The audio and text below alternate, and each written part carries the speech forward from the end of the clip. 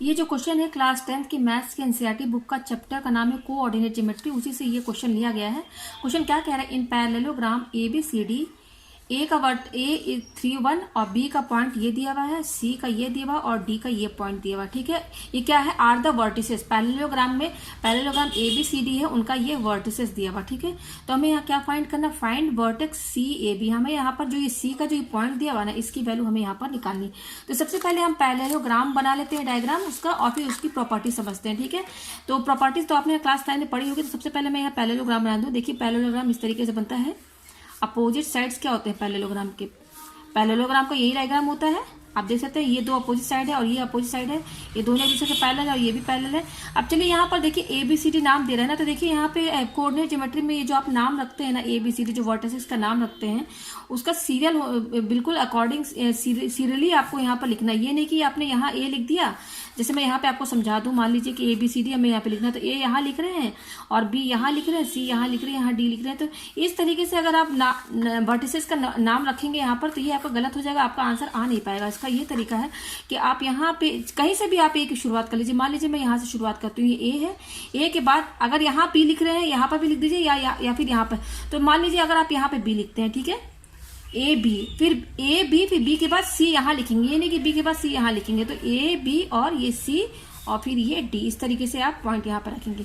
ऐसा भी नहीं कर सकते आप कि यहाँ A लिख रहे हैं, B यहाँ लिख रहे हैं, तो C यहाँ लिख रहे हैं। इस तरीके से नहीं करना है। A यहाँ है तो B, तो देखिए क्लॉकवाइज में जा रहा है ना आपका, इस तरीके से, ठीक है। तो ABCD जो पॉइंट है उसको अगर आप सही से नहीं रखेंगे तो आप फॉर्मूला से अगर आप आंसर निकालेंगे तो आंसर आपका आ नहीं पाएगा। तो यहाँ पर देखिए मैंने पैरेललोग्राम का यहाँ पे वर्टिसेस का नाम दे दिया, A है, B है, ये C है, D, और A का पॉइंट क्या बता रहा है यहाँ पे आप देख सकते हैं 3 और 1। तो मैं यहाँ पर 3 और 1 लिख देती हूँ, ठीक है। B का कितना बता रहा है 5 1, B मेरा क्या है ये है यहाँ, तो मैं यहाँ पे लिख रही हूँ 5 1, ठीक है। अच्छा C का क्या है, C का ही हमें निकालना है कि इसका कितना वैल्यू है A और B का, और D कितना दिया हुआ है 4 और 3 दिया हुआ है, ठीक है। 4 और 3 हमें यहाँ पे क्या निकालना है, C फाइंड करना है, ठीक है। ये हमें यहाँ पर पता करना है, ठीक है। तो चलिए यहाँ पे मैं ये डायग्राम बना दी। अब देखिए पैरेललोग्राम है तो पैरेललोग्राम का डायग्राम यहाँ बना देते हैं। ये डायग्राम हो गया, ठीक है, ये मेरा डायग्राम हो गया। और ये दोनों डायग्राम कहाँ पे इंटरसेक्ट कर रहे हैं, ऊपर। तो ये डायग्राम्स हो गए। अच्छा अब देखिए पैरेललोग्राम का प्रॉपर्टी आपने क्या पढ़ा होगा 9th में, the diagonals of a parallelogram bisect each other at right angle, ठीक है। ये प्रॉपर्टी 9th में पढ़ा था। पैरेललोग्राम में तो उसकी ये प्रॉपर्टी लगेगी क्योंकि डायगोनल जो होते हैं पैरेललोग्राम के एक दूसरे को बाइसेक्ट करते हैं। बाइसेक्ट करने का मतलब कि ये डायगोनल इसको बाइसेक्ट कर रहा है बिल्कुल मिड पॉइंट पे। कहने का मतलब एक दूसरे को डायगोनल इस तरह से बाइसेक्ट कर रहे हैं कि जो AC डायगोनल है, इस मान लीजिए AC डायगोनल है, इसको ये DB डायगोनल ने बाइसेक्ट किया। तो DB डायगोनल ने बाइसेक्ट इस तरीके से, बाइसेक्ट का मतलब क्या होता है, AC डायगोनल को इक्वली डिवाइड कर देना, हाफ हाफ। उसी तरह से ये हमारा BD डायगोनल है, इसको कौन सा डायगोनल बाइसेक्ट कर रहा है, AC बाइसेक्ट कर रहा है इस तरीके से कि ये डायगोनल को इक्वली डिवाइड कर दिया है। तो इसी को कहते हैं diagonal of a parallelogram bisect each other, ठीक है। तो चलिए पहले हम डायग्राम लेते हैं AC, यहाँ पर AC, ठीक है। तो मैं यहाँ पर AC का ही डायग्राम बना देती हूँ। यहाँ पर ये A है और ये मेरा क्या है C है यहाँ पर, ठीक है। ये पॉइंट यहाँ पर क्या है O है, ये जस्ट मैंने डायगोनल का लिया है, ये O है हमारा, ठीक है। और यहाँ पर ये क्या दिया हुआ 3 1 दिया हुआ है और ये C क्या दिया हुआ है, AB दिया हुआ है, ये दिया हुआ, ठीक है। और ये पॉइंट O है। तो यहाँ पर देखिए ये जो हमारा यहाँ पर ये दिया हुआ है AO और OC, ये क्या इक्वली डिवाइड है, तो रेशियो क्या हो जाएगा 1 1 हो जाएगा। सेक्शन फॉर्मूला यहाँ पर आएगा। इस O का पॉइंट जो है मैं यहाँ पर मान लेती हूँ X और Y, यहाँ बीच में मिडल में ये O जो है ये O का भी कोऑर्डिनेट पॉइंट होगा, तो उसको मैंने क्या मान लिया XY मान लिया, ठीक है। CAB दिया हुआ, ये यहाँ पर 3 1 दिया हुआ पॉइंट। तो यहाँ पर देखिए सेक्शन फॉर्मूला लगाएगा, क्योंकि देखिए O पॉइंट ने इस दोनों AC लाइन को क्या कर दिया, इक्वली डिवाइड कर दिया, तो सेक्शन फॉर्मूला लगाएगा। तो यहाँ से सेक्शन फॉर्मूला के से हम ये जो पॉइंट O है उसका कोऑर्डिनेट निकाल लेंगे। तो सेक्शन फॉर्मूला क्या फॉर्मूला बनता है, X इक्वल टू क्या होता है MX2 प्लस MX1 अपॉन ये M1 है और ये M2 है, M1 प्लस M2 यही फॉर्मूला है। और Y का क्या होता है M1 Y2 plus M2 Y1 upon M1 plus M2। यहाँ पे M1 हमारा क्या है, ये 1 है, M1 हमारा क्या है 1 है, M/2 M2 क्या है रेशियो 1:1 है, यानी कि M1 भी 1 है और M2 भी 1 है। अच्छा अब ये X1 X2 और Y1 Y2 क्या है, ये देखिए जो A का पॉइंट है ना, इसके ऊपर जस्ट आप x1 और y1 लिख दीजिए, ठीक है। और इसके ऊपर लिख दीजिए x2 और y2, ठीक है। ये x1 y1 पॉइंट हो गया और ये x2 y2। तो यहाँ से वैल्यू निकल जाएगी, यहाँ से हमें x की वैल्यू यहाँ से निकाल लेते हैं। तो x इक्वल टू m1 कितना दिया हुआ है यहाँ पर देख सकते हैं 1 है, इंटू x2 कितना है देख सकते हैं। x2 के ऊपर क्या लिखा हुआ है a, x2 के नीचे क्या a है, यहाँ a लिखेंगे प्लस, ठीक है, सॉरी ये a है, a 1 इंटू a, ठीक है, प्लस m2 कितना 1 है इंटू, अब क्या बोला x1, तो यहाँ देखिए x1 के नीचे क्या लिखा हुआ 3 है, अपॉन m1 कितना है 1 और m2 भी क्या है 1 है। तो ये क्या हो जाएगा यहाँ से 1 इंटू a प्लस 3 1 3 अपॉन, और ये हो जाएगा 1 प्लस 1 2, ये x आ गया। अब उसी तरह से हम क्या निकाल लेते हैं, y की वैल्यू निकाल लेते हैं। तो y इक्वल टू m1 1 है इंटू y2। तो देखिए y2 यहाँ पर क्या है, y2 के नीचे क्या है b लिखा हुआ है, तो b लिख दीजिए प्लस, अब बोल रहा है m2 की वैल्यू 1 है इंटू, और y1 देखिए यहाँ पर क्या है, y1 के नीचे क्या है 1 है, यहाँ पर 1 लिख दीजिए।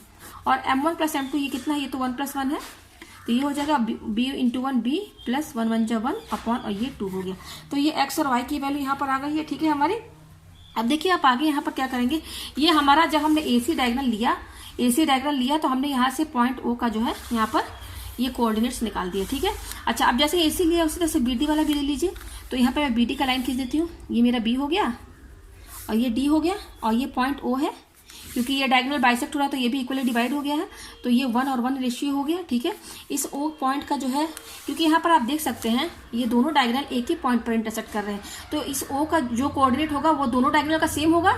दोनों डायगोनल एक ही पॉइंट पे इंटरसेक्ट कर रहे हैं, तो इसका जो भी कोऑर्डिनेट होगा वो दोनों के लिए सेम होगा, यानी कि जो O यहाँ पर है, O का जो कोऑर्डिनेट है वही यहाँ पर भी O का कोऑर्डिनेट होगा, तो ये भी हमारा क्या होगा, XY ही होगा, ठीक है। कोऑर्डिनेट तो सेम रहेगा ना। तो ये 1 1 हो गया। अच्छा, B का पॉइंट क्या है यहाँ पर देखिए 5 1 है, तो मैं यहाँ पर 5 1 ले देती हूँ। और D का क्या है 4 और 3 है, ये आ गया 4 और 3 यहाँ पर। तो यहाँ पर भी सेक्शन फॉर्मूला रहेगा, यहाँ पर m1 कितना है 1 है और m2 कितना है 1 है, मैं यहाँ पे लिख देती हूँ फिर भी m1 1 और m2 क्या है 2 है, सॉरी m2 भी 1 है। और यहाँ पर देखिए इस पॉइंट के नीचे जस्ट आप x1 y1 लिख दीजिए, और यहाँ पर भी इस पॉइंट के नीचे आप x2 और y2, और O तो दोनों में सेम रहेगा, XY कोऑर्डिनेट ही होगा, इसका भी वही XY कोऑर्डिनेट होगा, यहाँ मैंने लिख दिया है, ठीक है। तो अच्छा, आप देखिए, चलिए यहाँ पर सेक्शन फॉर्मूला लगाते हैं। तो यहाँ पर भी वही फॉर्मूला लगेगा, x इक्वल टू ये वाला, mx टू यही वाला फॉर्मूला लगेगा। तो यहाँ पर m1 क्या है हमारा 1 है, और x2 देखिए यहाँ पर क्या है, x2 के ऊपर देखिए, x2 के ऊपर 4 है, तो ये 4 हो गया, प्लस m2 कितना है 1, और x1 देखिए कितना है x1, ये x1 इसके ऊपर क्या लिखा 5। तो ये पॉइंट के नीचे आप x1 y1 x2 y2 लिख देंगे, तो यहाँ से आप ना वैल्यूज इजीली देख सकते हैं, ठीक है। अपॉन m1 कितना है 1 और m2 कितना है वो भी 1, तो यहाँ से ये क्या हो जाएगा 1 4 जा 4 प्लस, और ये 5 अपॉन 2, यानी कि 4 और 5 9 अपॉन 2। तो यहाँ पर देखिए x की वैल्यू क्या आई है 9 अपॉन 2, ठीक है। उसी तरह से y की वैल्यू भी निकाल लीजिए, y का फॉर्मूला ये लगेगा, यही वाला लगेगा। तो यहाँ पर m1 कितना 1 है इंटू y2 कितना, देखिए y2 के ऊपर 3 लिखा हुआ है, तो ये 3 हो गया, प्लस m2 कितना है 1 और y1 कितना है, y1 के ऊपर 1 लिखा हुआ है, लिख दिया हमने यहाँ पर। और m1 कितना 1 और m2 भी 1 है, तो ये हो जाएगा 3 1 जा 3 प्लस 1 1 जा 1 अपॉन 2, ये हो जाएगा 3 प्लस 1 यानी कि 4 अपॉन 2। तो यहाँ पर देखिए x की वैल्यू क्या आ रही है, एक आ रहा है 9 अपॉन 2, और y की वैल्यू क्या आ रही है 4 अपॉन 2, यही आ रहा है। तो देखिए यहाँ पर भी x की वैल्यू आई है, y की वैल्यू आई है, तो ये क्या है, यहाँ पर ये पॉइंट O दोनों के लिए सेम है, यहाँ इसका जो कोऑर्डिनेटर सेम है। तो यहाँ पर x की वैल्यू जो a+3 आई है, इस x की वैल्यू इस x की वैल्यू को इक्वल कर दीजिए दोनों को, ठीक है, क्योंकि ये x जो पॉइंट है दोनों के लिए सेम है, ठीक है। तो यहाँ पर x की वैल्यू क्या आई है a+3 अपॉन 2, और यहाँ पर x की वैल्यू क्या है 9 अपॉन 2, ये दोनों तो इक्वल ही होगा ना। तो यहाँ से हम a की वैल्यू निकाल लेते हैं, देखिए ये 2 और ये 2 कैंसिल हो जाएगा हमारा। तो यहाँ पर हमारा क्या आ रहा है a+3 इक्वल टू 9, और a क्या हो जाएगा 3 इधर जाएगा तो क्या हो जाएगा पॉजिटिव, तो नेगेटिव हो जाएगा, तो ये 6, यहाँ से a की वैल्यू 6 आ गई। उसी तरह से देखिए y की वैल्यू हमारी यहाँ पर क्या है, यहाँ पर y की वैल्यू जो है हमारी b+1 अपॉन 2 है इक्वल टू, और इस y की वैल्यू यहाँ पर कितनी दी हुई, यहाँ पर 4 अपॉन 2, ये दोनों तो इक्वल ही रहेगा, ठीक है। तो यहाँ से भी देखिए ये 2 और 2 कैंसिल हो गया, तो यहाँ से आया b+1 इक्वल टू 4, तो b की वैल्यू क्या होगी, ये 1 इधर जाएगा तो ये पॉजिटिव है, तो इधर नेगेटिव हो जाएगा, तो b की वैल्यू यहाँ 3 आ गई।